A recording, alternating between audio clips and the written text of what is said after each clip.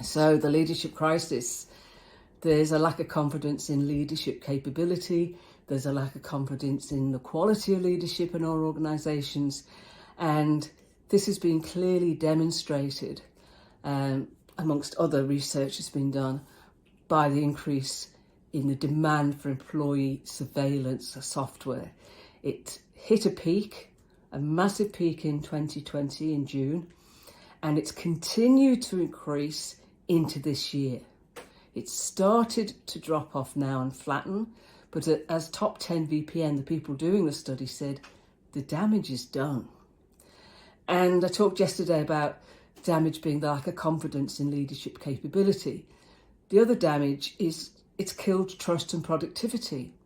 If you monitor employee activity, you are screaming at them, I do not trust you.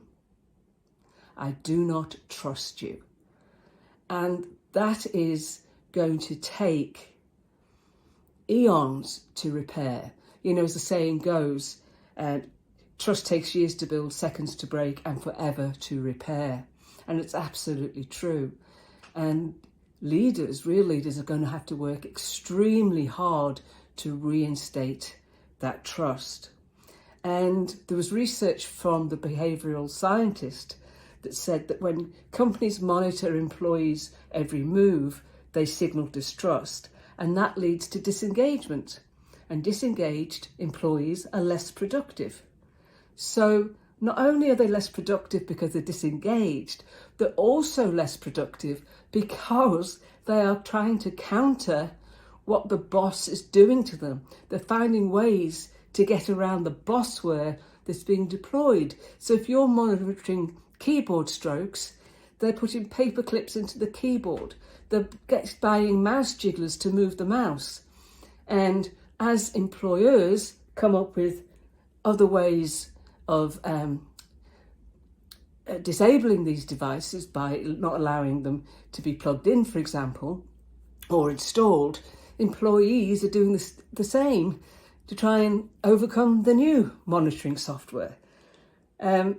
So I've listed in an article from May last year some of the covert devices. They're just fascinating what employees are coming up with. But what's happening is the fear that the leader, the boss has, that the employee is not working, that fear is then transferred onto the employee who's trying to make sure that it always looks like they're working. You know, they could be working on focus stuff, which doesn't mean they're sitting at the keyboard. They could be reading documentation, who knows? But they know that if they don't keep their green light on to show that they're active, the boss is going to think they're not working.